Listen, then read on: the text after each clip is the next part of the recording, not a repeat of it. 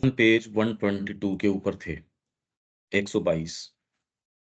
इसमें प्रसंग अपना ये चल रहा है, टाइटल 119 नंबर पेज के ऊपर जो टाइटल है वो ये है, जीवन विषयक भारतीय अवधारणा, इंडियन कल्चर का कंसेप्शन क्या रहा, उसका उच्च मूल्य एवं सुदृढ़ता, वो जो उसने कंसीव किया, उसका जीवन के ऊपर जो एप्लीकेशन था, जीवन के अंदर उसका क्या मूल्य है, उसका कोई मूल्य है भी या नहीं है। तो ये पहली लाइन जो 119 के ऊपर है वो ये है, जीवन विषयक भारतीय विचार का मूल्य अवश्य ही उस शक्ति व प्रभावकारिता पर निर्भर करता है जिसके द्वारा वह उस अभिलक्षित उच्च अवधारणा और दूरस्थ पूर्णता को मनुष्य के सामान्य जीवन तथा वर्तमान दैनंदिन स्वभाव के साथ जोड़ता है। आपका कंसेप्शन बड़ा ऊंचा है, पर एक्चुअल में उसको एग्जीक्यूट कर रहे हो या नहीं कर रहे हो? जीवन आपके कंसेप्शन का दर्पण है या नहीं है, या बन सकता भी है या नहीं बन सकता? तभी व्यक्ति कहता है भैया आपका कथन तो एक है, जीवन एक है। ये एक बहुत बड़ी बात है। बहुत कम ऐसे लोग हैं जो जिस चीज को प्रोफेस कर रहे हैं, करने की जरूरत नहीं है, उनका जीवन कह रहा है उस बात को। ये बहुत अलग चीज है। तो इसका मूल्य क्या है, ये अब 122 नंबर पेज के ऊपर यहां से जो परंतु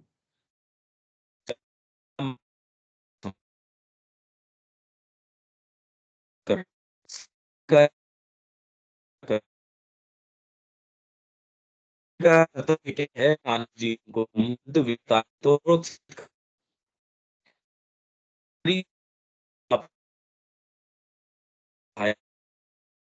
इस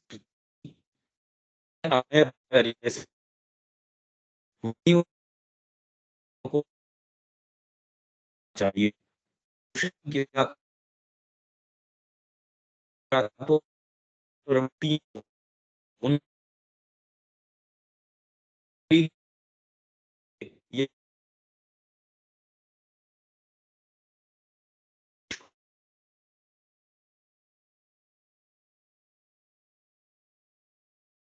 तो कि ये स्वतंत्रता, पूर्णता और महत्ता का सूत्र उपलब्ध नहीं कर लेती, तब तक उसे उन शक्तियों को किसी नैतिक और बौद्धिक नियंत्रण के अधीन रखकर उनकी प्रकृतिगत प्रथम रचनाओं से परे ले जाना होगा। ये परिष्करण सारी संस्कृतियों ने अपना लक्ष्य रखा। जो भी स्कूलिंग होती है, जो आप साहित्य है, कला है, संगीत है, समाज के विधान है, वहां का कोई धर्मगत विधान है, जो भी नीतियां हैं, वो यही है कि नहीं, आपका मन तो चल गया, वहां बाजार गए, किसी का सामान उठा लो भाग जाओ, ऐसे नहीं चल सकती नीति, चलेगी इसके अंदर। सबने अपने अपने तरीके से इन भागों को कैसे, अलग अलग भाग हैं, उनको नियंत्रित कैसे रखा जाए। भारत ने एकमात्र अपने तरीके से, आवश्यकता सबने महसूस करी, पर उन्होंने सारी चीजों को देखा नहीं, अंतरात्मा को जाना नहीं। जिन भागों के माध्यम से उन्होंने अनुशासन में रखने का प्रयास किया, उनके पास पूरी पावर नहीं थी। उन्हीं से अगर हो जाता तो फिर बाद में भीतर की आत्मा की आवश्यकता नहीं। ये उनको सेंस नहीं था, ये एकमात्र सूत्र भारत के पास था। पर अब श्री अरविंद ने ये कहा कि इसको भी एक स्तर तक लेके जाया जा सकता है, पूर्णता इसके अंदर नहीं आ सकती जब तक दिव्य जीवन का सूत्र न हो। ये श्री अरविंद कह रहे हैं। तो ये हमने सारा ये देख लिया, सारी संस्कृति विश्व भर की क्या प्रयास कर रही है, कहां तक लेके जाती है। भारतीय संस्कृति को शुरू से क्या आभास था, जीवन में उसकी जो कल्पना परिकल्पना है, कंसेप्शन है जीवन के अंदर इस विषय में। तो इसलिए आध्यात्मिकता और जीवन कोई बीच की कोई ऐसी विभेदात्मक चीज नहीं है कि जीवन अलग, ये अलग। पूर्ण आध्यात्मिकता ने कभी इससे पलायन नहीं किया। वो अगर करते तो हम यहाँ बात करने के लिए बैठे ही कैसे होते? हम ऋषियों की संतान होते ही किस तरीके से? अगर पूर्ण आध्यात्मिकता में सारी ही चीजें समाहित न होती। प्राचीन भारतीय सभ्यता का प्रधान मूल्य उस शक्ति में निहित था जिसके साथ उसने यह कार्य संपन्न किया। उस गंभीर प्रज्ञा और उच्च तथा सूक्ष्म कौशल में निहित था जिसके साथ इसने समाज का आधार स्थापित किया तथा वैयक्तिक जीवन का नियोजन किया और मानव प्रकृति की प्रवृत्तियों को प्रोत्साहित एवं परिचालित किया, कुचला नहीं उनको। क्योंकि आप तभी उनको सच्चा स्थान दे सकते हो जब आप मास्टरफुल तरीके से उनको पूरे तरीके, अब मां श्री अरविंद वहां मौजूद हैं, किसी को दबाव, किसी को कुचलना, ये तो हो ही नहीं सकता। सारी प्रवृत्तियों को खूब पूरा विकसित होने का, पर किसके? अंतरात्मा के गाइडेंस के अंदर, और अंततः उन सबको अपने सर्वप्रथम विचार की ओर मोड़ दिया। सारे उस ओर जा पाए जरूरी नहीं। चौथी अवस्था जो मोक्ष की है उस तक प्रवेश कर पाए बहुत कम। पर ये स्वर, धर्म का जो स्वर है, वैद्य है वो भी कहेगा नहीं यार, मैं इस धर्म से अलग नहीं जा सकता। व्यापारी है वो कहेगा मैं नहीं कर सकता ये काम। आप सोचिए कि ये भाव भी, कि उचित अनुचित का भाव कितना फर्क ला देगा जीवन के अंदर। निरंकुशता जो प्राण की है उसको तो तुरंत ही वहीं मेट देगा। उसमें जो उबाल है उसको कंट्रोल न भी कर पाए तो उसको बहुत हद तक मर्यादित जरूर कर देगा। एक सीमा से बाहर आग लगी, उसने जो काम किया वो किया, पर उसको एक लिमिट से ज्यादा बढ़ने नहीं देगा। ये जो विचार उचित अनुचित का जो विचार है, ये चीज को आगे जाने ही नहीं देगा। तो धर्म का जो जुआ है, योग है, ये हम कल्पना ही नहीं कर सकते अभी भी हम जीवन में, कि उचित क्या है। हमारी जो ये सत्ता है, जो जो बुद्धि, ये देखती है अगर ये मास्टर हो जाए, बहुत सारे रूप तो हो ही नहीं सकते फिर बाद में। प्राण की कई चीजें तो चल ही नहीं सकती, क्योंकि इसके सिग्नेचर लेने जरूरी है किसी भी कार्य के लिए। अब वो अभी आच्छादित कर देती है। अभी बुद्धि तो है, वो प्रखर है ही नहीं, तभी तो हम काम कर पाते हैं इस तरीके के जो कर रहे हैं। ये यहाँ ट्रेनिंग इसकी ना, ये नहीं। जिस मन को वह प्रशिक्षित कर रही थी उसे जहां अपने तात्कालिक लक्ष्यों से परांगमुख नहीं किया गया, जीवन से यदि परांगमुख कर देते तो हमको जो ये सारी उपलब्धियां भारत की आज रिकॉर्डेड, कौन सा फील्ड ऐसी है जिसके अंदर गुणात्मक रूप से और मात्रात्मक रूप से और कालखंड में बहुत सुदीर्घ काल तक ये तीनों ही तरीकों से, हाइट्स में, विड्थ्स के अंदर, और कितने लंबे समय, हजारों वर्षों तक ये निर्माण पे निर्माण किए जा रहे हैं। एक दिन में थोड़ी हो गई ये चीजें। एक कोई भी निर्माण भी जिस तरीके का आपकी ये गुफाएं हैं, मंदिर हैं, पद्धतियां हैं, वो पद्धतियां ओकल्ट हो सकती है, चिंतनात्मक हो सकती हैं, वैचारिक हो सकती हैं, भावनात्मक हो सकती हैं, धार्मिक हो सकती है, नैतिक हो सकती हैं, स्पिरिचुअल तो हैं सो हैं ही हैं। ये सारी अलग अलग हैं। ये वॉइड में से थोड़ी आ गई। उपनिषद के जो विचार हैं वॉइड में से थोड़ी आ गए। कितना गहन चिंतन इन्होंने किया। और बाहरी जो विज्ञान है, शास्त्र हैं, ऐसे वॉइड में से थोड़ी आ गए।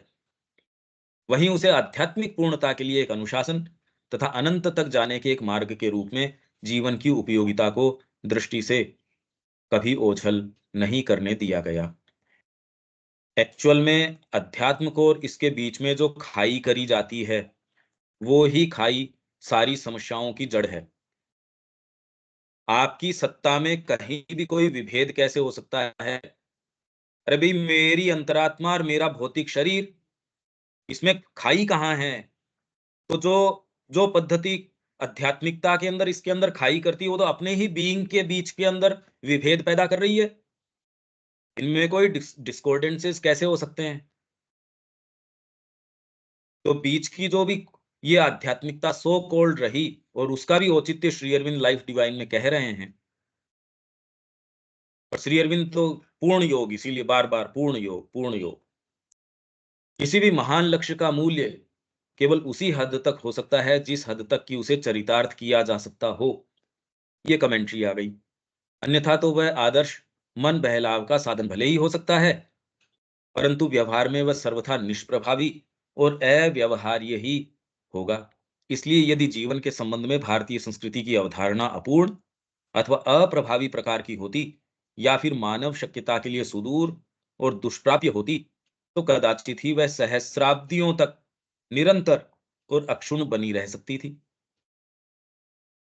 ऐसी किसी दूसरी संस्कृति ने भाषा तक भी ऐसी भाषा ही नहीं है। कोई भी चीज जो इसने हाथ रखा वो ऐसी अद्वितीय है। और अब तो सारे ही मान रहे हैं, बीच के अंदर तो नहीं मानते थे। अब तो शोध का विषय है। गीता अपने आप के अंदर एक बहुत बड़ा शोध का विषय है। नहीं तो आपके तो जब सीक्रेट निकाल ही लिया तो अब और क्या शोध कर रहे हो इसके अंदर। जब सारों ने टीका लिखी थी इसके ऊपर तो शोध किस चीज की। पर ये एक शोध का विषय है। सारी चीजें शोध का विषय बनी हुई हैं। श्री अरविंद के अनुसार भले ही पिछले 2000 वर्षों से वेदों के मर्म में किसी के द्वारा भी प्रवेश नहीं पाया जा सका है, तब भी उनकी निरंतरता और उनका प्रभाव बना हुआ है और आज भी वे इस संस्कृति की आधारशिला हैं। यदि हम अपने पुराण साहित्य को ही देखें और इनमें से भी उदाहरण के लिए केवल दो को, भागवत महापुराण और मार्कंडेय पुराण को ही लें, तो इनमें भगवान श्री कृष्ण व देवी की जिन लीला कथाओं आदि का वर्णन मिलता है, वह हमारी आज की मानसिकता को सर्वथा कपोल कल्पना, अवास्तविक और अतिशयोक्तिपूर्ण ही प्रतीत होता है।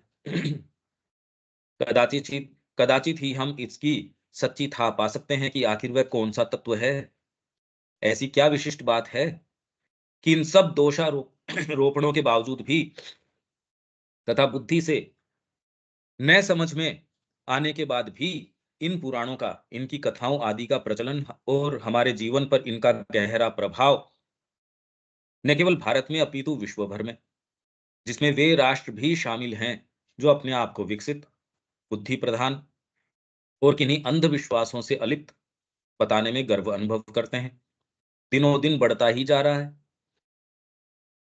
भाई भारत के अंदर तो चलो इनको मैनेज किया हुआ है। रथ यात्रा वहां निकाल रहे हो उतने ही जोर शोर से उस पैमाने के ऊपर जिसके ऊपर ये पॉलिटिकल रैलीज नहीं होती। मंदिरोपासना जो आपके मुख्य देवता उनकी नहीं, लोक देवता हैं उनकी, ये कैसे होती जा रही है। यहाँ भारत के अंदर वो ग्रंथ, वो चीजें उपलब्ध कम होंगी, वहां सारी का अनुवाद भारतीय भाषाओं के अंदर श्री अरविंद का भी सारा अनुवाद नहीं है, रशियन रशियन भाषा में है और भाषाओं के अंदर। क्योंकि ललक किस चीज की है भाई, किस बात की ललक है ये। वहां की संसद के अंदर वेद पाठ हो सकता है, उनको कोई इस चीज से ये वाली बात तो है ही नहीं, बिल्कुल भी। तो ये इनकी कथाओं आदि का प्रचलन और हमारे जीवन पर इनका गहरा प्रभाव न केवल भारत में अपितु विश्व भर में, जिसमें वे राष्ट्र भी शामिल हैं जो अपने आप को विकसित, बुद्धि प्रधान और किन्हीं अंधविश्वासों से अलिप्त बताने में गर्व अनुभव करते हैं, दिनों दिन बढ़ता ही जा रहा है। यही बात हमारे तंत्रों, योग पद्धतियों आदि के विषय में भी है। इन सब के माध्यम से इस संस्कृति ने ऐसे अनंत आयाम खोल दिए हैं जिनसे मानव की सत्ता का प्रत्येक भाग परमात्मा के साथ संपर्क साध सकता है, अपनी सत्ता के सत्य का जीवंत अनुभव प्राप्त कर सकता है।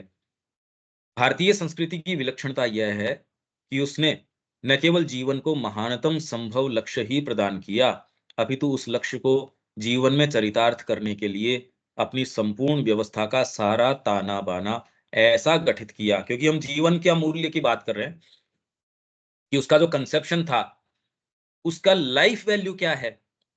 जैसे हमने इसमें बात करी भारतीय धर्म का जीवन मूल्य, भारतीय फिलोसॉफी है, दर्शन है, उसका जीवन मूल्य। यहाँ सारों की साधना पद्धतियां हैं। किसी भी व्यक्ति ने कोई मार्ग खोला, उसको तुरंत ही आप साधना उसके साथ, ये नहीं कि कोई मेंटल स्पेक्युलेशंस हैं, साधना पद्धति है साथ के अंदर, आज भी प्रचलन के अंदर है। आप उसको वेरीफाई कर सकते हो साधना पद्धति के अंदर जाके। इन चीजों के ऊपर यदि हम ड्वेल अपॉन करें तो हम ये देखेंगे ये बहुत विलक्षण बात है, किसी दूसरे को तो सेंस ही नहीं आता इसका। हमको ये सहज इसलिए लगती है क्योंकि हम इस संस्कृति से बिलोंग करते हैं। तो ये सहज ही बात है। हाँ, इसकी ये साधना पद्धति कोई भी आप ईश्वर का कोई भी दर्शन है, उसके साथ उसकी साधना पद्धति है। आप एकेश्वरवाद कहते हो तो है, सर्वेश्वरवाद कहते हो तो है, उसको देवी रूप से कहते हो तो है, उसको आप इस रूप से, किसी का भी पूजन करो, किसी का कुछ करो, उसकी सारी पद्धतियाँ हैं, उसका अपना तंत्र है, उसका अपना तरीका है और उसकी डिटेल, जो भी उस मार्ग का साधक है, वो तो कभी कहता नहीं कि मैं इसके ऊपर महारत पा चुका हूँ। वो तो जितना चाहता है उतना वो ये कहता है अनंतता है। कैसी विशेष बात है ये देखो आप। तो इसलिए विलक्षणता यह है कि उसने न केवल जीवन को महानतम संभव लक्ष्य प्रदान किया, अपितु उस लक्ष्य को जीवन में चरितार्थ करने के लिए अपनी संपूर्ण व्यवस्था का सारा ताना बाना ऐसा गठित किया, जिसमें सामान्य जीवन से लेकर उच्चतम स्तरों तक की मानो एक ऐसी सीढ़ी उपलब्ध कराई गई, जिस पर प्रत्येक व्यक्ति अपनी तात्कालिक अवस्था से आरोहण कर परम लक्ष्य तक पहुंच सकता था। आप जहां भी हो, जिस भी वॉक ऑफ लाइफ पे आप खड़े हो, आपका जो भी प्रोफेशन है, जिस भी परिवार से हो, आपकी शारीरिक अवस्था जिस तरीके की है, मानसिक फ्रेमवर्क जिस तरीके का, कोई फ़र्क नहीं पड़ता, आप तो वहाँ से चलो भई, आपको सहायता पहुँचा दी जाएगी। भारतीय संस्कृति की जीवन विषयक अवधारणा की व्यापकता, इसके जो कंसेप्शन की यूनिवर्सैलिटी जो है, यूनिवर्सल स्पिरिट है, कैथोलिक है, कोई एक पुस्तक के द्वारा थोड़ी जी रहे हैं हम, और उसकी सुदृढ़ता, इससे स्पष्ट रूप से झलकती है कि ये अवधारणा कोई विचार मात्र तक ही सीमित नहीं थी, अपितु इस संस्कृति की हर चीज में अंतरंग रूप से घुली मिली थी। ये बात तो हम बहुत लंबे समय से सुबह कर ही रहे हैं। और एक सामान्य से सामान्य व्यक्ति भी जीवन के उच्चतर उद्देश्य के विषय में एक गहरा बोध रखता था और उसे प्राप्त करने की अभीप्सा रखता था। इसका एक बड़ा ही जीवंत वर्णन हमें श्री रविन्द्रनाथ टैगोर के अध्यक्षीय अभिभाषण में मिलता है, जो उन्होंने 1925 में इंडियन फिलोसॉफिकल कांग्रेस के पहले अधिवेशन में दिया था। उसका कुछ अंश हम यहाँ भाषांतरण करके प्रस्तुत करते हैं। कला के जगत की तरह ही ईश्वर के जगत में भी हमारी आत्मा अहम से, ये पढ़ चुके हैं पर मैं रिपीट कर देता हूँ कंप्लीटनेस की सेक के लिए, कि हमने पढ़ा जरूर है इसको, पर ये एक धारा प्रवाह अपना चल रहा है तो उसके अंदर ये इसको पढ़ देते हैं। कला के जगत की तरह ही ईश्वर के जगत में भी हमारी आत्मा अहम से अपनी मुक्ति की प्रतीक्षा करती है, ताकि उस निष्काम आनंद तक पहुंच सके, जो कि सृष्टि का स्रोत और लक्ष्य है। कला क्यों बोल रहे हैं? उस क्षेत्र से ये बिलोंग करते हैं कि कला का जिस तरीके से मोटिव क्या है, उसका गोल क्या है। कला के जगत की तरह ही ईश्वर के जगत में भी हमारी आत्मा अहम से अपनी मुक्ति की प्रतीक्षा करती है। कला भी यही काम कर रही है। वहां की कला तो बात करती नहीं इस तरीके की। यहाँ की कला है, साहित्य है, संगीत है, जो कुछ भी है। और इससे क्या होगा? उस निष्काम आनंद तक पहुंच सके, जो कि सृष्टि का स्रोत और लक्ष्य है। आनंद है सारी चीज का। वह प्रतीतियों की मृग मरीचिकाओं के पीछे भागते प्यासे स्वर से छूटकर, ओरिजिनल शब्द हैं ये इनके, सत्य की एकता के अंदर अपनी मुक्ति के लिए पुकार करती है। तत्व ज्ञान पर आधारित मुक्ति के इस विचार ने भारत के जीवन को प्रभावित किया है, हमारे भावावेगों के स्रोतों को द्रवित किया है और इसकी प्राप्ति की अभीप्साएं काव्य रचना के पंखों पर चढ़कर स्वर्ग की ओर उड़ान भरती हैं। उड़ान, क्योंकि साहित्य एक ऐसी चीज है, काव्य एक ऐसी चीज है जिसको आवश्यकता नहीं है आपको ये ही रूपक काम में लेने, वो रूपक ऐसे काम में लेती है, काव्य रचना वो आपको उड़ा ले जाती है। अब श्री अरविंद की काव्य रचना, वो तो कहाँ की दिव्य जीवन की स्थापना कर देती है। हम सदा ही कम शिक्षित और सरल विश्वास वाले लोगों को मुक्तिदात्री देवी तारा की स्तुति में गाते सुनते हैं। किस पाप के लिए मुझे प्रतीतियों के जगत के अंधकूप कारागार में रहना होगा? ये बहुत इंपॉर्टेंट बात है। ये जो विटनेस जो गीता कहती है, आप सामान्य चेतना के अंदर हो, यंत्रवत सारी चीजें चल रही है, आप मृत्यु भी देख रहे हो, अज्ञान भी देख रहे हो, आप किसी से प्रेम भी देख रहे हो, सारी चीजें देख रहे हो, जगत की सारी चीजें हम सारे दिन देखते देखते ही हैं। मरघटी वैराग्य है, वो भी अनुभव करते हैं, फिलोसॉफी की भी बात करते हैं, ये भी करते हैं। जीवन में स्वयं ये प्रश्न कोई टाइम नहीं उठता है, ये चल क्या रहा है? भगवान बुद्ध ने कोई नई चीज का प्रश्न थोड़ी किया था, जो चली आ रही थी वही तो प्रश्न किया है, ये चल क्या रहा है? पहली बार तो घटा नहीं, वो जो प्रश्न किया भगवान बुद्ध ने, वो तो चला ही आ रहा था, पर विटनेस, जैसे ही ये विटनेस आ जाता है, आपको एकदम दिशा चेंज कर देता है। हम ये पढ़ ज़रूर रहे हैं, पर जब तक आपका ये अंग नहीं बन जाती, ये प्रश्न जब तक आपका स्वयं का उठ के नहीं आता, तब तक वो विटनेस वाली बात शुरू नहीं होती। भई लिखा तो है ही सारी चीज़, मेरी चेतना का अंग बननी चाहिए। तो जैसे ही वो विटनेस पुरुष आता है, तो ये कहता है चल क्या रहा है ये? मैंने सारी चीज़ देख ली जगत की, मृत्यु देख ली, ये देख ली। यही चीज़ें देखता है व्यक्ति। किसी की कोई मृत्यु हो गई तो भर्तृहरि उससे चला गया, पर वो काम तो सारों के होते हैं। लाभ हो गया, हानि हो गई, किसी के कैजुअल्टी हो गई, जीवन ने आघात दे दिया, किसी प्रेमी ने आपको आघात पहुँचा दिया या किसी से मिले जिसने आपको बहुत अंतरंग प्रेम दे दिया। आघात की आवश्यकता नहीं, सारे लोग आघात से थोड़ी चलते हैं। कितनी-कितनी वैराइटीज़ है इसके अंदर। सारों के पास सारी हो, माँ श्री अरविंद के पास आपको कोई लेके गए, वो माँ श्री अरविंद का होके रह गया, जो जिसको जिसके साथ आप गए हो, जिसके कारण गए हो, वो वापस आ जाता है दर्शन करके। और जो उनको लेके गया है साथ में यूँ ही कि चलो यार तू भी चल मेरे साथ, वो रह जाता है। तो ये जो जो इम्पोर्टेंट बात है ये, यहाँ तक पहुँच जाना और ये प्रार्थना भीतर से उठना, हाथ जोड़ के माँ से कि माँ, ये क्या चल रहा है? ऐसे ही चलता रहेगा। तो उनकी प्रार्थना क्या है देवी तारा से? किस पाप के लिए मुझे प्रतीतियों के जगत के अंधकूप कारागार में रहना होगा?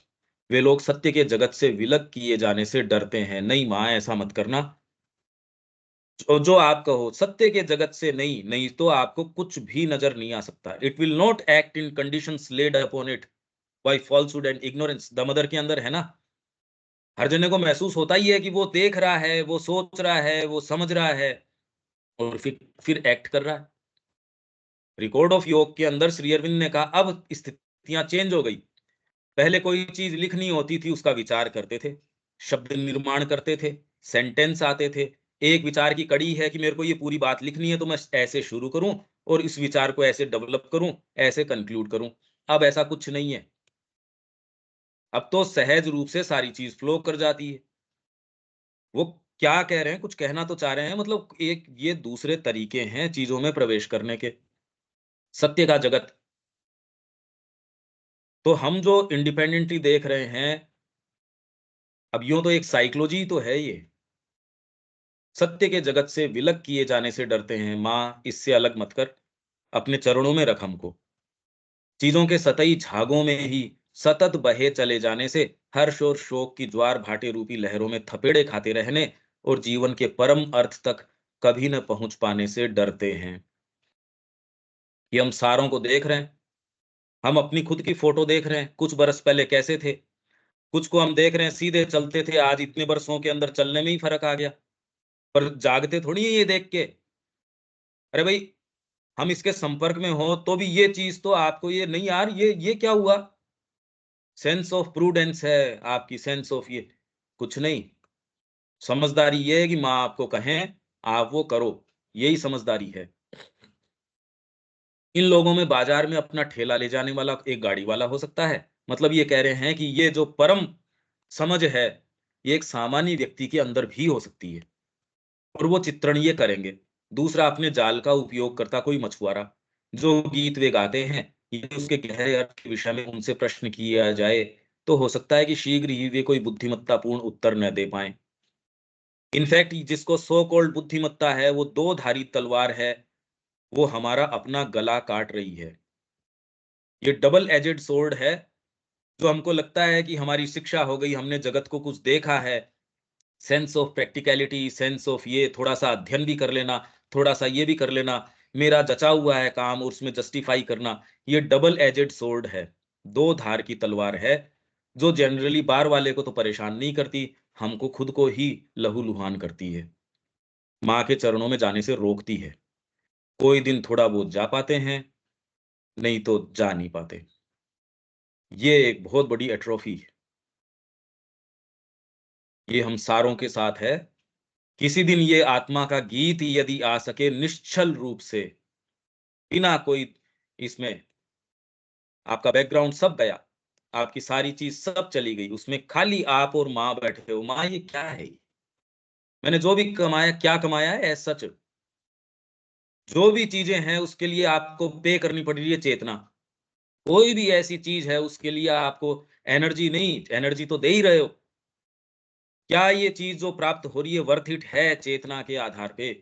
क्योंकि समय, एनर्जी वो तो जा ही रही है, वो तो दोबारा बाद में भी जाएगी, पर चेतना जा रही है, सबसे कीमती चीज है। तो ये प्रश्न हम लोगों को कर लेना चाहिए, क्या ये वर्थ इट है? जिस भाव में मैं ये चीज खरीद रहा हूं, उस भाव की है या नहीं है? विज्ञान ने आज तक कोई ऐसी चीज नहीं दी जिसको भयंकर रूप से आपसे वसूला है। मोबाइल दे दिया, उसके बदले में उसने खाली धन नहीं लिया, उसने जो-जो चीज़ें ले ली, वो चरित्र ले लिया। स्त्री-पुरुष का बीच का संबंध है, बच्चों के साथ आपका जो संबंध है, साथ में बैठ सकते हो, सब टोटल विज्ञान ने जो चीज़ें दी हैं, उसकी एवज़ में उसने क्या ले लिया? देखो ध्यान से। तो हमको जो चीज़ें दी जा रही हैं, हमको ये प्रश्न करना चाहिए, क्या ये वर्थ इट है? क्योंकि हम माँ के संपर्क में हैं, इसलिए प्रश्न कर सकते हैं। आम व्यक्ति तो वो तो प्रश्न क्या, उसको तो शिक्षा ही यही है, सफलता के मानक यही हैं। पर उसको भी ख़ैर आजकल समझ में आना शुरू हो गया कि परिवार नहीं रहा, ये चीज़ें नहीं रही।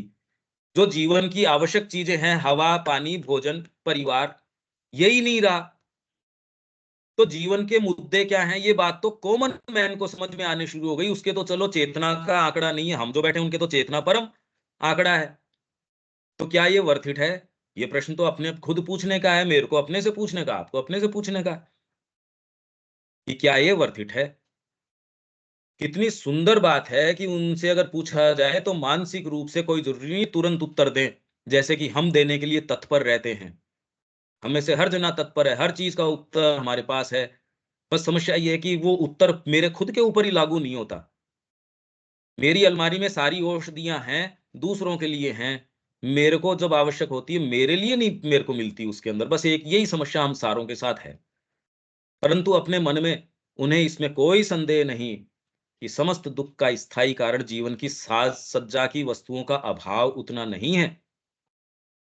जीवन में दुःख का स्थायी कारण जीवन की साज-सज्जा की जो वस्तुएँ उसका अभाव, ये उसका कारण स्थायी नहीं है, जितना कि जीवन के अभिप्राय की विस्मृति है। ये बात हमको डीप डाउन अंडरलाइन कर लेनी चाहिए। जीवन का अभिप्राय क्या है? अगर वो चूक गए, तो चूक गए सारी बात। मुर्दा है, उसको सजाते रहो बाद में, क्या आना-जानी है उसके अंदर। अरे भई फिर तो मुर्दा है। अभिप्राय चूक गए, फिर डेकोरेट कर रहे हैं, एम्बेलिश कर रहे हैं जीवन को, सुंदर-सुंदर चीज़ों से हमने ये किया, वो किया। अरे ये तो एम्बेलिशमेंट है, ये तो सजाना है, पर किस चीज़ को? सजाने वाली चीज़ तो चली गई। जो इसमें वस्तु है, जो जो एसेंस है, वो तो चला गया यार। अभिप्राय की विस्मृति, इस चीज़ को हमारे जीवन में खड़ा रखना चाहिए। ये हमेशा ही जो अपने जीवन को साधक का जीवन बताते हैं, उनको तो ये रोज़ माँजने की मतलब ये आपकी चेतना में सबसे सामने का प्रश्न होना चाहिए, कॉन्शियसली। यह मैं और मेरे पर अनुचित बल देने का एक सामान्य दोष है। मैं और मेरा अनुचित बल दे रहे हैं उस पे, जो सत्य के सच्चे परिप्रेक्ष्य में त्रुटि ले आता है। हम तो इसकी शिक्षा दे रहे हैं, इसको रीइन्फोर्स और कैसे करें।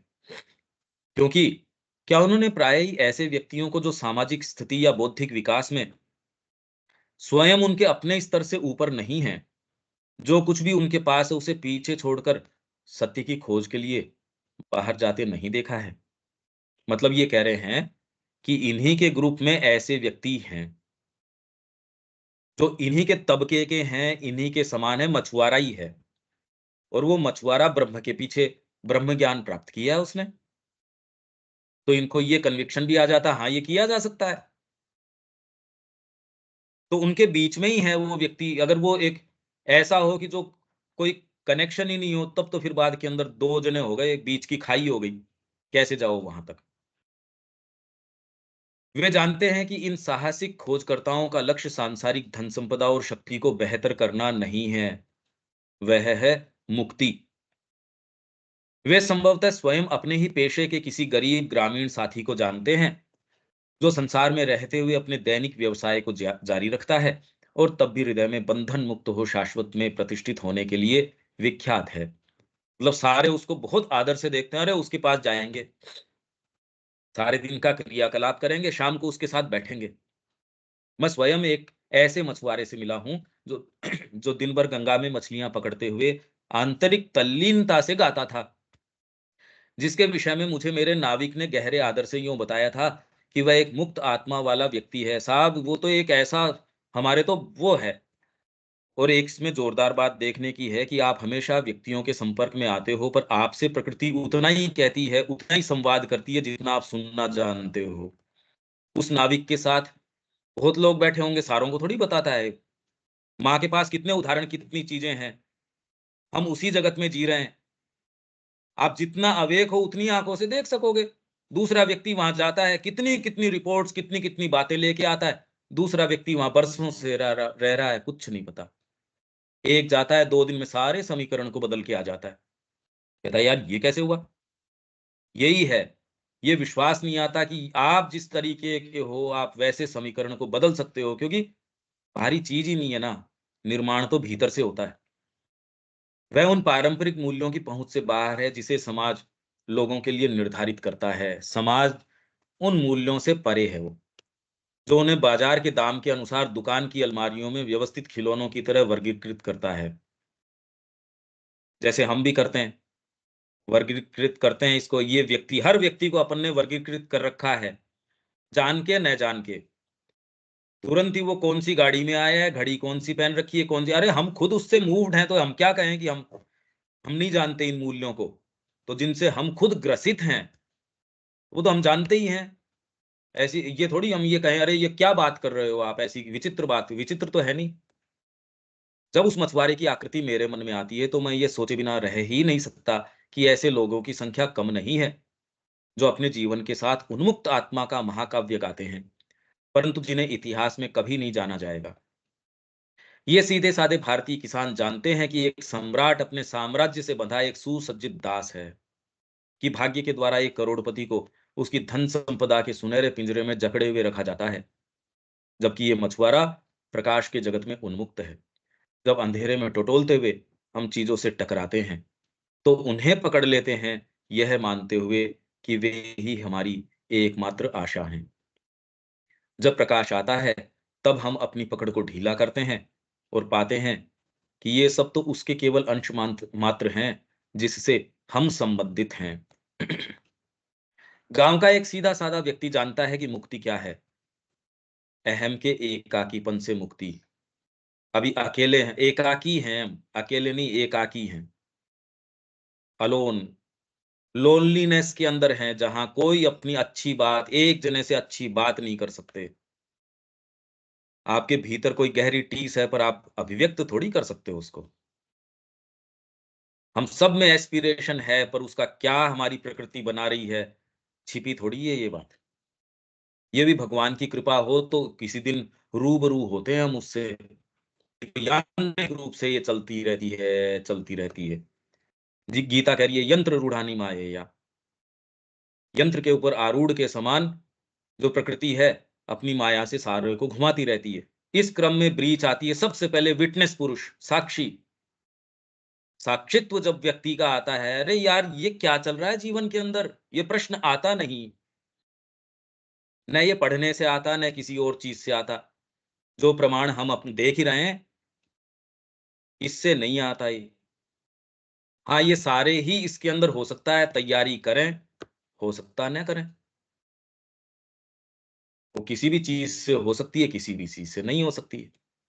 मूल बात है कि वो एक नया डिस्पोज़िशन आ जाना, ये शिफ्ट आ जाना कि ना ये गुंडागर्दी तो नहीं चलेगी, अब जीवन में जो होगा सो देखा जाएगा। क्योंकि आप ये पाते हो साक्षी के बाद अनुमता और फिर बाद के अंदर भर्ता। वो आके आपसे बदमाशी कर रहा है, आपको अगर ये पता चल जाए उसकी फीस आप दे रहे हो स्कूल की, तो आपको डर थोड़ी लगेगा फिर उससे। तेरी फीस मैं भर रहा हूँ, अब आपको क्या चिंता रहेगी? आपको तो फीस तो मैं भर रहा हूँ इसकी। पहले तो आपको खूब ऐसे विकराल रूप दिखाता था, वो डरा था। आपको पता नहीं था उसकी फीस आप भर रहे हो। ये पता चल रहा है यार मेरे अकाउंट से पैसे जा रहे हैं, मेरे को ही आँख दिखा के जा रहा है ये। प्रकृति हमको आँख दिखा रही है। कि हमको ये तो विश्वास करना ही पड़ेगा, गीता ने पोइजेस बताए हैं, इसलिए कह नहीं सकते कि ये मिथ्या हैं, किसी के लिए लागू होते होंगे, हमारे लिए लागू नहीं होते, ये तो विश्वास करके चलना ही पड़ेगा।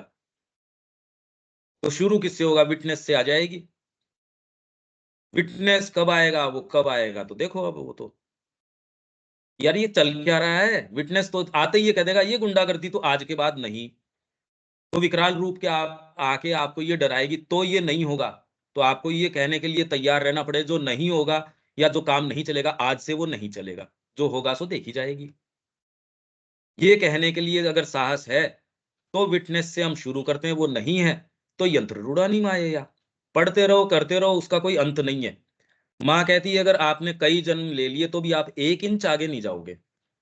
माँ की टॉक्स में है ये अपनी जो छपी है, ये चौथे वॉल्यूम के अंदर है शायद। चौथा वॉल्यूम माँ का जो है उसके अंदर ये है। आप ऐसे ही करते रहो, चाहे इस तरीके से करते रहो, 1 इंच आगे नहीं जाओगे। आप व्याख्यान कर लो चाहे, उसमें कोई फ़र्क नहीं पड़ता। गाँव एकाकीपन से मुक्ति, अहम से, वस्तुओं के उस एकाकीपन से मुक्ति जो अधिकतर बोध को, अधिकार बोध को भयानक प्रचंडता प्रदान करते था। मेरा विचार इसलिए मैं असर्ट कर रहा हूँ उसको ज़बरदस्ती। मेरे मन में आ गई तो क्या हो गया यार, मेरे मन में आ गई, मेरा विचार।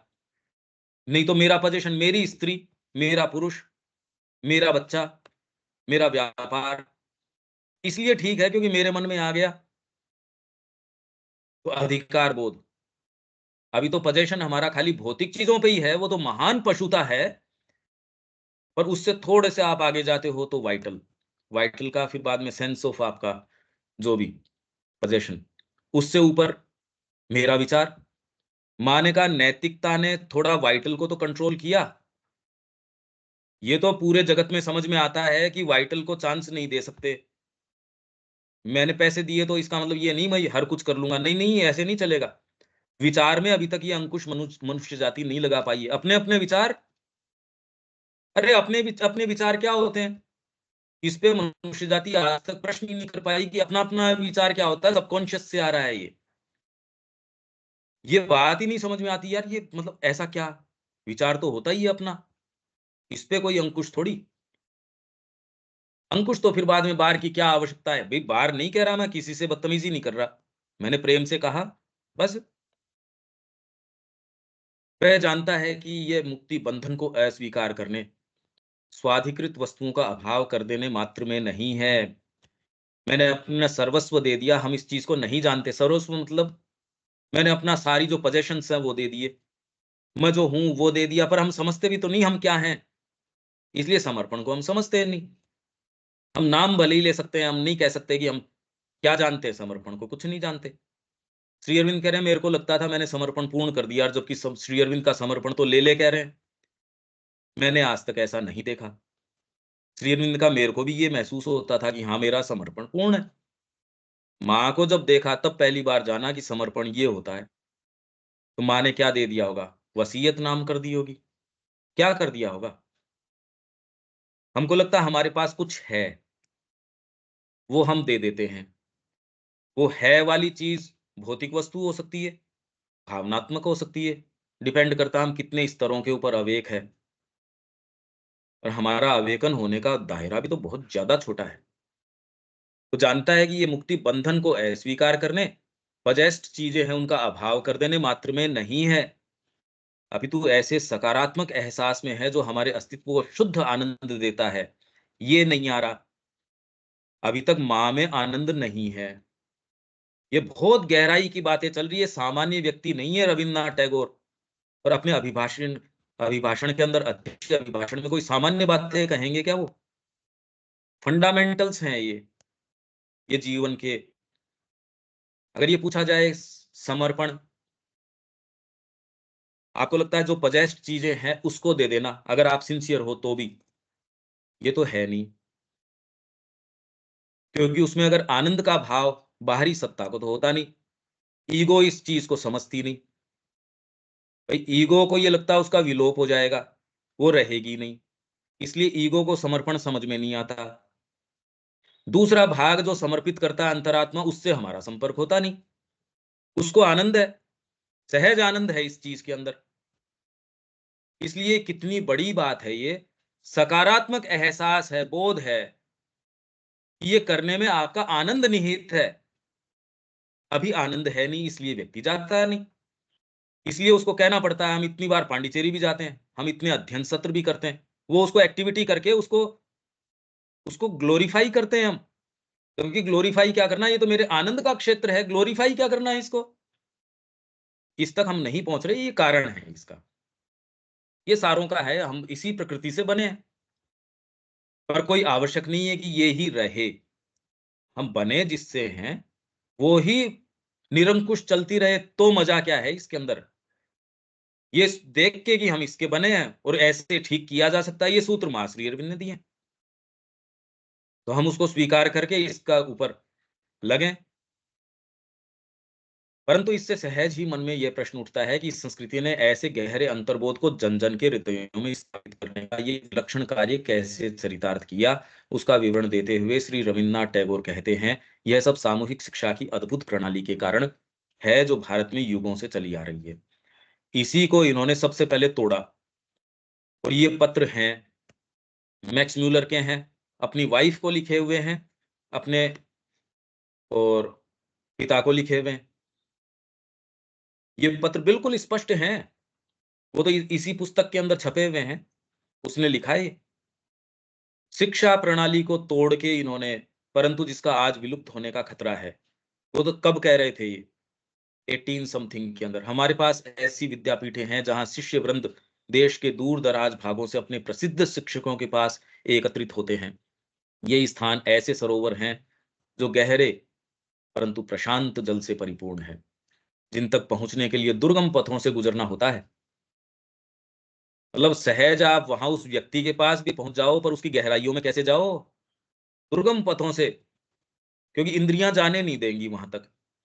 माँ की वाणी पुस्तक तो आपके पास हो सकती है, पर उसको एप्रिशिएट थोड़ी कर सकते हो।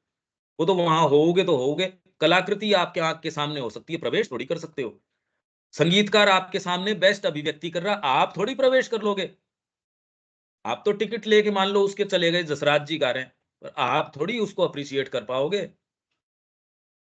परंतु इनसे होता निरंतर वाष्पीकरण, कितना सुंदर रूपक है ये देखो, जिनसे बादल बनते हैं। हवा द्वारा खेत-खेत तक, पहाड़ियों तथा वादियों और इस भूमि के सभी भिन्न-भिन्न भागों तक ले जाया जाता है। पौराणिक काव्यों पर आधारित गीति नाट्य, प्रशिक्षित लोगों द्वारा सस्वर पाठ और कथावाचन, साधु भिक्षु गायकों के माध्यम से लोकप्रिय साहित्य की गीत्यात्मक संपदा को दूर-दूर तक विकृत किए जाना। ये वे बादल हैं जो लोगों के मनों को उन विचारों से सींचने में सहायक होते हैं, जो अपने मूल रूप में तत्व दर्शन के कठिन सिद्धांतों से संबंधित थे। वो राजा वो सफल माना जाता था जो अपने राज्य के अंदर ये वाले कार्य करवाए। तो कोई भी महान, चाहे कोई भी किंगडम हुए, ये आपके चोला किंगडम है, आपके ये किंगडम है, वो किंगडम है, साउथ में, नॉर्थ में जितने भी हुए, उनके महान मंदिर निर्माण, उनके ये सारी चीजें आप ये देख सकते हो। उन्होंने इन चीजों को कितना बढ़ावा दिया। धर्म के कार्य के अंदर, आध्यात्मिकता के कार्य के अंदर उन व्यक्तियों का कितना संरक्षण है, उनके काल के अंदर क्या-क्या चीजें हुई। सांख्य, वेदांत और योग पद्धतियों में जो गहन परिकल्पनाएँ निहित हैं, उन्हें जन सामान्य के साहित्य की सजीव फसल में बदल दिया जाता है। उन लोगों के द्वारों तक उसे ले ला दिया जाता है, जिन्हें इन विचारों के मूल स्रोतों तक जाने का न तो अवकाश ही प्राप्त होता है, न ही प्रशिक्षण। एक सभ्य समुदाय अपने जटिल कार्यों को पूरा कर सके, उसके लिए आवश्यक है कि बड़ी संख्या में ऐसे लोग हों, जिन्हें उसकी भौतिक आवश्यकताओं की आपूर्ति का दायित्व लेना होता है। हाँ, पर जो इस दायित्व से मुक्त भी हैं, इस चीज़ को स्वीकार ये करते हैं कि जीवन में करने लायक काम यही है, तो इनकी बातें स्वीकार करेंगे। उनके लिए चप्पल बनाना, उनके लिए हाथ की कोई भी कारीगरी का काम करना, वो भी इसी का माध्यम है। तो वो ये कह रहे हैं कि इस ग्रंथों में प्रवेश करना, उसी की बारीकियों के अंदर प्रवेश करना, ये हर जना कर भी नहीं सकता। हर जने का डिस्पोज़िशन उस तरीके का नहीं है, आवश्यकता भी नहीं है। वो लोग कर पाएँ उसकी आपूर्ति ये करें, पर वो जो रहस्य निकाल के लेके आएँ, वो इनको दें, वो इन लोगों को दें। और ये स्वीकार कब करेंगे? जब इस उद्देश्य को लेके अपना काम कर रहे हैं, नहीं कौन स्वीकार करेगा? आज आपके द्वार के ऊपर अगर यदि कोई आ भी जाए, तो क्या आप स्वीकार कर लेंगे? ये प्रश्न तो हमको करने की है। क्या हम स्वीकार करते हैं इन बातों को? हाँ, ठीक है, बस यही। तो इसलिए गीता में यज्ञ, तप और दान, तप के अंदर हम पढ़ के गए थे। तप का मतलब है गुरु को, आचार्य को स्वीकार करना। तो दूसरा कहता है ये कौन-सा तप हुआ? ये कौन-सा तप है? अब गीता इसी के अंदर देखो आप, गीता क्या कह रही है यज्ञ, तप, दान के अंदर तप है ये, क्योंकि हम स्वीकार करते ही नहीं। अपने आप से हम पूछें क्या हम माँ को स्वीकार करते हैं? ये प्रश्न करना चाहिए, पता चल जाएगा कि तप है या नहीं है। हम करते नहीं, फेथ है नहीं हमको। तो सभ्य समुदाय अपने जटिल कार्यों को पूरा कर सके, उसके लिए आवश्यक है बड़ी संख्या में ऐसे लोग हों, जिन्हें उसकी भौतिक आवश्यकताओं की आपूर्ति का दायित्व लेना होता है। भले ये कार्य कितना भी कष्ट साध्य क्यों न हो, उनका पेशा, उनके और हमको ये सारी चीज़ें फेस वैल्यू पे स्वीकार नहीं करनी चाहिए। ये खाली इस चीज़ का वर्णन दे रहे हैं कि किस तरीके से राष्ट्रव्यापी रूप से नस नाड़ियों के अंदर रक्त प्रवाहित हो रहा था। बस इस टेक्नोलॉजी को मान सकते हैं, एक्चुअल परिप्रेक्ष्य हमको इनसे लेने की भी ज़रूरत नहीं है। माँ श्री अरविंद जो कह रहे हैं उससे लो। इसलिए हम इनसे कोई उद्देश्य या वो गोल या ये नहीं, पिक्चर ले रहे हैं खाली एक, बस इससे ज़्यादा प्रभावित होने की आवश्यकता नहीं। पर पिक्चर बहुत अच्छी है। एक आपको वस्तु स्थिति बता रहे हैं कि ये बात है और उसमें कोई खोट नहीं है। वो तो एकदम खरी है ये। उनका पेशा उनके मन को विकसित करने का कोई सुअवसर प्रदान नहीं करता। फिर भी उनकी बड़ी संख्या बड़ी विशाल है और वे अपने आप को उत्पादन की विचार शून्य मशीनें बना डालने के लिए बाध्य हैं, ताकि कुछ लोगों को महान विचारों को सोचने, कला के अमर रूपों को निर्माण करने और आध्यात्मिक ऊंचाइयों तक मानव जाति को ले जाने के प्रयास के लिए समय मिल सके। भारत ने इन सामाजिक बलिदानकर्ताओं को कभी अनदेखा नहीं किया, अपितु उनके आजीवन कठोर परिश्रम के गहन अंधकार में प्रकाश लाने का प्रयास किया है और उन्हें विविध रीतियों अनुष्ठानों के माध्यम से सुपाच्य रूप में मानसिक और आध्यात्मिक भोजन की आपूर्ति करने के दायित्व को सदा ही स्वीकार किया है। यह प्रक्रिया सार्वजनिक सेवा के लिए किसी विशेषतः गठित संगठन द्वारा नहीं की जाती, अपितु एक सहज सामाजिक समायोजन के द्वारा की जाती है। समाज की व्यवस्था, क्योंकि हम जीवन के अंदर उस मूल्य की क्या बात है वो कर रहे हैं। कोई एक इंस्टीट्यूशन, कोई एक ऐसा विद्यालय, महाविद्यालय, ऋषि का आश्रम, कुछ नहीं। आपकी रेगुलर व्यवस्था में ही ये व्यवस्था करी गई है। ये चीज़ सुचारू नस नाड़ी में प्रवाहित होती रहे। आपका जो भाव है, वो जनसाधारण लास्ट तबके तब तक भी पहुँच जाए ये बात। जो तत्व ज्ञान है, वो एक जुलाहे तक पहुँच जाए, एक गडरिये तक पहुँच जाए, एक मछुआरे तक पहुँच जाए। ये नहीं कि कोई विद्यार्थी है, कोई स्कॉलर है उसी तक। उसका तो दायित्व है, सुपाच्य बनाए उस बात को और उस व्यक्ति तक लेके जाए, जो कि शरीर तंत्र में रक्त संचार की ही भांति कार्य करता है। इस सारे का हम अपने समय से ये विवेचन करें, इससे मतलब क्या निकलते हैं? ये कब हो सकती है? स्कॉलर के लेवल पे कब होगी? और जो लास्ट एंड के ऊपर रिसीव करने वाला है, उसके एंड पे कब होगी? स्वीकार्यता कब होगी? और देने वाले की देने वाली भाव कब होगा? और राष्ट्र के अंदर इस तरीके का, ये हो कैसे सकता है? ये सोचो इस बारे में। जब एक बार मैं बंगाल के एक छोटे से गाँव की यात्रा पर था, जिसमें ज़्यादातर मुस्लिम काश्तकारों का निवास था, ग्रामीणों ने एक गीति नाट्य प्रस्तुति से मेरा मनोरंजन किया, जिसकी रचना एक लुप्तप्राय धार्मिक संप्रदाय से संबंधित थी, जिसका सदियों पहले व्यापक प्रभाव था। यद्यपि वह धर्म स्वयं मर चुका है, फिर भी उसकी वाणी अब भी ऐसे लोगों को अपने तत्व ज्ञान की शिक्षा दे रही है, जो अपनी अलग-अलग संस्कृतियों के बावजूद भी उसे सुनते थकते नहीं हैं। ये अपने ही सिद्धांत के अनुसार मानव व्यक्तित्व का निर्माण करने वाले विभिन्न भौतिक और पराभौतिक तत्वों की चर्चा करता है, जिसमें शरीर, आत्मा और आत्म तत्व सेल्फ सम्मिलित होते हैं। इसके बाद एक संवाद क्रम आया। ये मैं 2-3 बार पहले भी, पर क्योंकि कंटिन्यूटी है, इसको पढ़ जाते हैं। जिसके दौरान एक ऐसे व्यक्ति का वृत्तांत आया जो आनंद के बगीचे वृंदावन की यात्रा करना चाहता था, परंतु चौकीदार ने उसे ऐसा करने से रोक दिया और चोरी का अभियोग लगाकर हैरत में डाल दिया। चोरी तब साबित हो गई जब यह दिखा दिया गया कि उसके कपड़ों के अंदर वह गुप्त रूप से अपने स्वत्व सेल्फ को छिपाकर बगीचे में दाखिल करा रहा था। अब एफर्ट दूसरा है। इस स्वत्व को असर्ट कर रहे हैं शिक्षा के माध्यम से। चाहे हम कितने भी अच्छा कर रहे हो या ये कह रहे हो कि हम व्याख्याता हैं, ये है, असर्ट कर रहे हो, अफर्म कर रहे हो खाली ईश्वरत्व कोई, तो आप तो मिथ्यात्व में हो। उस चीज का कोई क्या परिणाम निकल के आएगा अगर इसी को फोर्टिफाई कर रहे हैं तो? इसलिए निकल के नहीं आता, मूल काम नहीं होता। ये कड़ी है, ये गुत्थी है। हम इसको इसलिए समझ सकते हैं क्योंकि हम जुड़े हैं इस काम में, हम अभिप्सा रखते हैं। हर व्यक्ति को ये कही भी नहीं जा सकती। उसको बंद करने के क्या, वो तो शिक्षा में सीख ये रहा है कि आप क्या हो से मतलब नहीं, आप कैसे दिखा सकते हो, बस। जिसे वह स्वयं अपना समझ कर ले जा रहा था और यह नहीं स्वीकार कर रहा था कि वह उसके स्वामी के लिए है। दोषी को उसके कब्जे में उस फंसाने वाले गट्ठर के साथ पकड़ा गया, जिसने सर्वोच्च लक्ष्य के उसके मार्ग को वर्जित कर दिया। बांस के खंभों पर बंधे फटे पुराने शामियाने के नीचे धुआं देती कुछ केरोसिन की लालटेनों के प्रकाश में, पास के धान के खेतों से गीदड़ों की यदा कदा आती आवाजों के व्यवधान के बीच, गांव की भीड़ ने प्रातःकाल प्रथम प्रहर तक अथक रुचि के साथ उस नाट्य प्रस्तुति को देखा, जो कि ऊपर से दिखने में बेमेल नृत्य, संगीत, हंसी मजाक के संवादों के माध्यम से सभी चीजों के परम अर्थ की चर्चा करती थी। ये उदाहरण ये दिखाते हैं कि भारत में काव्य और दर्शन ने किस प्रकार सहज रूप से साथ साथ गति की, केवल इसलिए क्योंकि दर्शन ने लोगों को उनके जीवन की परिपूर्णता के व्यावहारिक पथ पर पथ प्रदर्शन करने का अपना अधिकार रखा है। और वह परिपूर्णता क्या है? वह है सत्य में हमारी मुक्ति, जिसकी प्रार्थना है असतो मा सद्गमय। ये हम भी बैठे हैं, हमारी यही है, बस इसको पहचानने की बात है। और इसके क्या-क्या मायने हैं वो अब बात कर ही ली।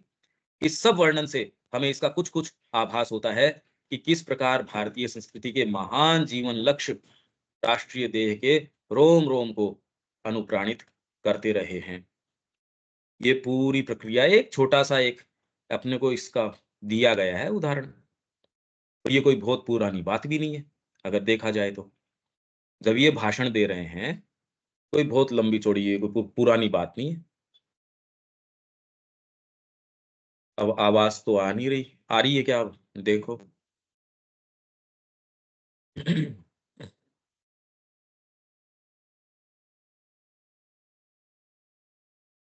हुँ, नहीं आ रही। निरुपम जी कोई बात कहना चाहें तो अगर उनकी आती है तो? नहीं नहीं, मैं सुन रहा हूँ, बहुत ही बढ़िया।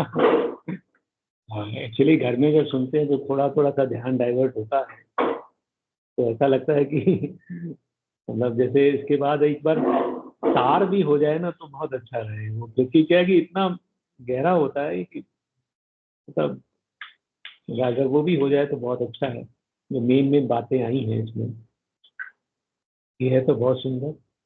तो बाकी यही बिल्कुल। मदर पहला हमारी 8 या 10 क्लास हो गई। हम्म, दामोदर को लेके पहले वाला ही चैप्टर जो है, hmm, there are 2 powers that alone, ये करके 10 उसमें हो गई। एक-एक चीज़ को समर्पण का कर कैसे सकते हो भई? समर्पण शुरू कैसे करो? योग साधना क्या है? इस बार मिलेंगे अपन और इसके अंदर चर्चा करेंगे। इसके अंदर जो 30 तारीख को अपना अपन और इसकी गहन चर्चाएँ इसकी करेंगे। बिल्कुल मूलभूत प्रश्न आए हैं आज, जो है क्या कहते हैं। और वाकई जैसे आपने वो जो एग्जांपल दिया कि दवाइयाँ हमारे सबके पास हैं, लेकिन जब अपने लिए लगाने लगते हैं तो कोई मिलती नहीं है। मतलब हाँ, दूसरों के लिए सब है हमारे पास, अपने लिए हमारे हाँ। पास कुछ। तो हाँ, बहुत। गुरु कृपा से ही हो सकता है। गुरु के चरणों में अनुरक्ति हो जाएगी, तो ही एकमात्र औषधि है और कोई औषधि नज़र नहीं आती। माँ से प्रेम, गुरु से प्रेम, यही है एकमात्र औषधि। बस, ठीक है।